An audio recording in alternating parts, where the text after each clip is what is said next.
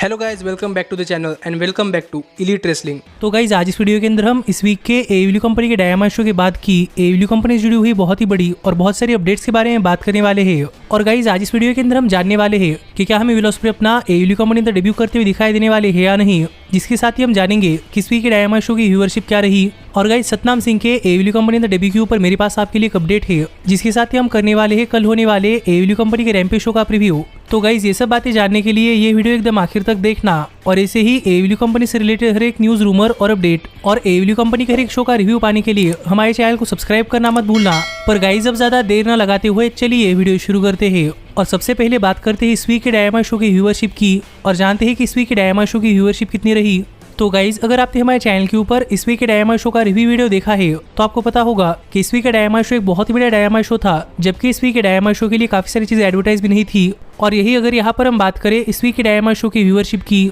तो गाइज इस वीक के डायनामाइट शो की व्यूअरशिप इसके पहले हुए डायनामाइट शो के मुकाबले करीब 3% कम हो चुकी है। और जहां पर इसके पहले हुए डायनामाइट शो को व्यूअरशिप मिली थी 969 के व्यूअर्स, तो यही पर इस वीक के डायनामाइट शो को व्यूअरशिप मिली है 939 के व्यूअर्स। जो देखा जाए तो डायनामाइट शो की व्यूअरशिप के अंदर एक काफी बड़ा ड्रॉप है। पर यही अगर यहाँ पर हम बात करें 18 to 49 एज डेमोग्राफिक की, तो guys surprisingly 18 to 49 age demographic में भी इस वीक के डायनामाइट शो की व्यूअरशिप इसके पहले हुए डायनामाइट शो के मुकाबले करीब 15% कम हो चुकी है। और जहां पर इसके पहले हुए डायनामाइट शो को 18 to 49 एज डेमोग्राफिक के अंदर व्यूअरशिप मिली थी 522 के व्यूअर्स, तो यही पर इस वीक के डायनामाइट शो को 18 to 49 एज डेमोग्राफिक के अंदर व्यूअरशिप मिली है 444 के व्यूअर्स। जो फिर एक बार इस वीक के डायनामाइट शो की व्यूअरशिप के अंदर 18 to 49 एज डेमोग्राफिक में भी काफी बड़ा ड्रॉप है। पर गाइस सरप्राइजिंगली इस वीक का Dynamite show 18 to 49 age demographic के अंदर वेडनेसडे के टॉप 50 केबल टीवी प्रोग्राम्स के अंदर नंबर 1 की पोजीशन के ऊपर आता है, जो कि पहले नंबर 2 की पोजीशन के ऊपर था। और ओवरऑल व्यूअरशिप के अंदर नंबर 31 की पोजीशन के ऊपर आता है, जो कि पहले नंबर 30 पोजीशन के ऊपर था। जिससे कि आप समझ सकते हैं कि माना कि इस वीक प्रॉब्ली तगड़े कंपटीशन के चलते डायनामाइट शो की व्यूअरशिप काफी कम हो चुकी है। पर फिर भी इस वीक का डायनामाइट शो वेडनेसडे के टॉप 50 केबल टीवी प्रोग्राम्स के अंदर नंबर 1 की पोजीशन के ऊपर है,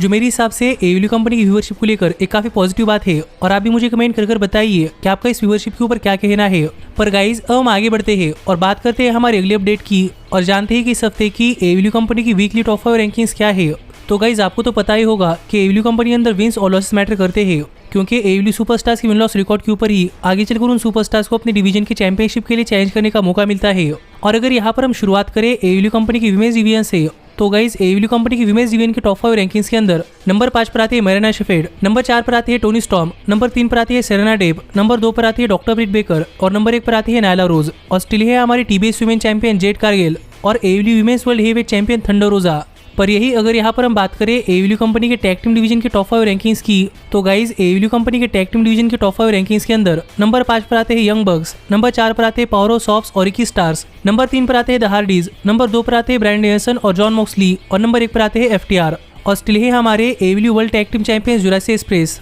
पर यही अगर यहाँ पर हम बात करें इस वीक के एडब्ल्यू कंपनी के सिंगल्स मेल डिवीजन के टॉप 5 रैंकिंग्स की, तो गाइज एडब्ल्यू कंपनी के सिंगल्स मेल डिवीजन के टॉप 5 रैंकिंग्स के अंदर नंबर 5 पर आते हैं जे लीथल, नंबर 4 पर आते हैं हैंगमैन एडम पेज, नंबर 3 पर आते हैं एडम कोल, नंबर 2 पर आते हैं वार्डलो और नंबर 1 पर आते हैं जॉन मॉक्सली। और स्टिल है हमारे TNT चैंपियन स्कॉर्पियो स्काई और brand new AEW world heavyweight champion CM Punk. और यही है इस वीक की एडब्ल्यू कंपनी की वीकली टॉप 5 रैंकिंग्स। जिस टॉप 5 रैंकिंग्स के ऊपर आपका क्या कहना है आप मुझे कमेंट कर बताइए। पर गाइज अब हम आगे बढ़ते हैं और करते हैं इस वीक होने वाले एडब्ल्यू कंपनी के रैम्पेज शो का प्रीव्यू, क्योंकि गाइज हमेशा की तरह ही इस वीक भी एडब्ल्यू कंपनी ने अपने रैम्पेज शो के लिए काफी सारी चीजें पहले से एडवर्टाइज कर दी है। और इसीलिए हम इस वीक रैम्पेज शो पर एडब्ल्यू कंपनी की तरफ से बहुत सारी चीजें देखने को मिलने वाली है। और गाइज जो सबसे पहली चीज जो कि एडब्ल्यू कंपनी ने इस वीक रैम्पेज शो के लिए ऑफिशियल एडवर्टाइज की है, वो है एडब्ल्यू कंपनी की विमेंस डिवीजन से एक नॉर्मल 1-on-1 मैच, जहां पर हमें रेड वेलवेट क्रिस स्टैटलैंडर को फेस करते हुए दिखाई देने वाली है। और अगर यहाँ पर हम बात करें इस मैच की बैक स्टोरी की, तो गाइज हम देख रहे हैं कि करंटली टीबीएस वुमेन चैंपियनशिप के लिए बैटिज में जेड कारगिल, कियारा होगन और रेड वेलवेट और उनके अपोनेंट यानी कि एथेना एनाजे और क्रिस स्टैटलैंडर, इनके बीच में एक राइवलरी चल रही है। जहां पर पहले एथेना और कियारा होगन के बीच में एक मैच हो चुका है, जहां पर कियारा होगन एथेना को हराने के लिए नाकामयाब रही थी, लेकिन जेड कारगिल को लगता है कि रेड वेलवेट क्रिस स्टैटलैंडर को हरा सकती है। और इसीलिए रेड वेलवेट ने क्रिस स्टैटलैंडर को एक मैच के लिए चैलेंज कर दिया है और क्रिस स्टैटलैंडर ने भी चैलेंज एक्सेप्ट कर लिया है। इसीलिए हम इस वीक रैम्पेज शो पर क्रिस स्टैटलैंडर और रेड वेलवेट के बीच में मैच देखने को मिलने वाला है, जो कि पहले फॉर्मर फ्रेंड्स थी पर अब ये दोनों एक दूसरे के दुश्मन बन चुके हैं। तो इसीलिए इस वीक रैम्पेज शो पर इन दोनों के बीच में मैच देखने के लिए मजा आएगा कि अपनी फ्रेंडशिप खत्म होने के बाद इस वीक रैम्पेज शो पर दोनों सुपरस्टार्स किस तरीके से लड़ते हैं। पर यही अगर यहाँ पर हम बात करें इस मैच की विनर की, तो गाइज यहाँ पर मुझे ऐसा लग रहा है कि हमें क्रिस स्टैटलैंडर मैच जीतती हुई दिखाई दे सकती है, क्योंकि माना कि इसके पहले भी बैटिस की एक सुपरस्टार ने मैच हारा है, लेकिन मुझे लग रहा है कि एथेना को और दिखाने के लिए यहाँ पर एथेना की टीम को जितना इंपॉर्टेंट है इसीलिए मेरे हिसाब से यहाँ पर क्रिस स्टैटलैंडर ये मैच जीतने वाली है। पर गाइस जो अगली चीज जो कि एडब्ल्यू कंपनी ने इस वीक रैम्पेज शो के लिए ऑफिशियल एडवर्टाइज की है वो ये है कि हम इस वीक रैम्पेज शो पर डैनाउसन और हुक कुछ कहते हुए दिखाई देने वाले हैं। इसीलिए गाइस देखना पड़ेगा कि इस वीक रैम्पेज शो पर आकर डैनाउसन और हुक क्या कहते हैं और क्या हमें ये दोनों आगे कंटिन्यू एडब्ल्यू कंपनी अंदर एक टैग टीम के तौर पर देखने को मिलते हैं या नहीं।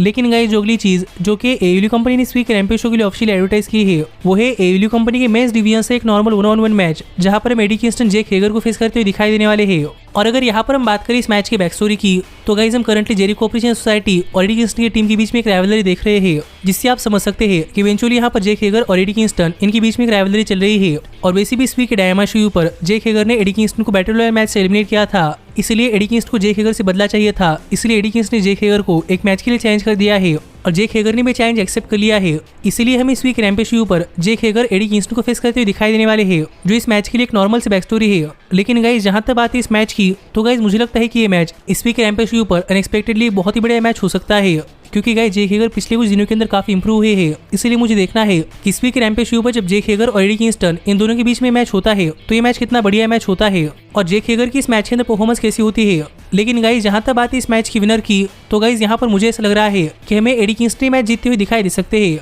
क्योंकि गाइस करंटली एडी किंगस्टन को एक मैच जीतने की काफी ज्यादा जरूरत है, क्योंकि पिछले कुछ दिनों से एडी किंगस्टन अपना हर एक मैच हार रहे हैं। इसलिए मुझे यहाँ पर ऐसा लग रहा है कि एडी किंगस्टन मैच जीतने वाले हैं। लेकिन गाइस जो अगली चीज जो कि एडब्ल्यू कंपनी ने इस वीक रैम्पेज शो के लिए ऑफिशियल एडवर्टाइज की है वो ये है कि हम इस वीक रैम्पेज शो पर हमारे इंडियन सुपरस्टार यानी कि सतनाम सिंह अपना एडब्ल्यू कंपनी अंदर डेब्यू करते हुए दिखाई देने वाले हैं। जो देखा जाए तो सतनाम सिंह को लेकर एक काफी बड़ी अनाउंसमेंट है कि हमें फाइनली इस वीक रैम्पेज शो पर हमारे इंडियन सुपरस्टार डेब्यू करते हुए दिखाई देने वाले हैं। लेकिन गाइस हमें यहाँ पर नहीं पता कि सतनाम सिंह का ओपोनेंट कौन है, इसीलिए मुझे ऐसा लग रहा है कि यहाँ पर सतनाम सिंह का ओपोनेंट कोई लोकल टैलेंट या फिर कोई जॉबर देखने को मिल सकता है, जिन्हें सतनाम सिंह काफी आसानी से हरा सकते हैं। पर गाइस मुझे देखना है कि हमारे इंडियन सुपरस्टार इस वीक रैम्पेज शो पर किस तरीके से रसल करते हैं और उनकी इस डेब्यू मैच के अंदर परफॉर्मेंस कैसी होती है। पर गाइस जो अगला और आखिरी मैच जो कि एडब्ल्यू कंपनी ने इस वीक रैम्पेज शो के लिए ऑफिशियल एडवर्टाइज किया है वो है एडब्ल्यू कंपनी के मेंस डिवीजन से एक 6-मैन टैग टीम मैच जहां पर हम एफटीआर और ट्रेंट मिलकर यूनाइटेड एम्पायर को फेस करते हुए दिखाई देने वाले हैं, जो कि विल ऑस्प्रे की टीम है। और गाइस इस मैच के अंदर विल ऑस्प्रे भी कम्पीट करने वाले हैं, जिससे कि आप समझ सकते हैं कि हमें फाइनली विल ऑस्प्रे अपना एडब्ल्यू कंपनी का डेब्यू करते हुए दिखाई देने वाले हैं,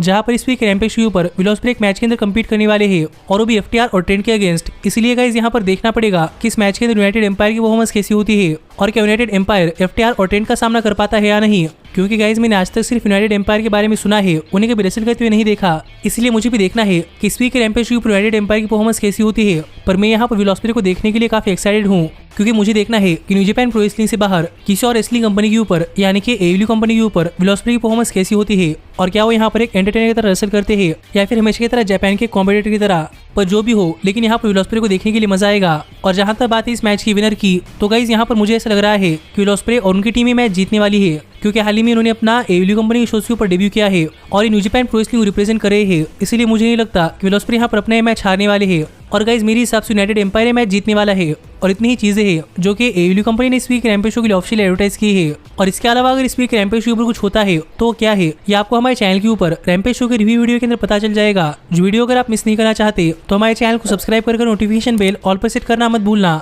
पर गाइस अब मैं मिलता हूँ आपसे अगली वीडियो के अंदर, पर तब तक stay healthy, stay happy and keep watching elite wrestling. Hey, did you like that video? Click the screen for more.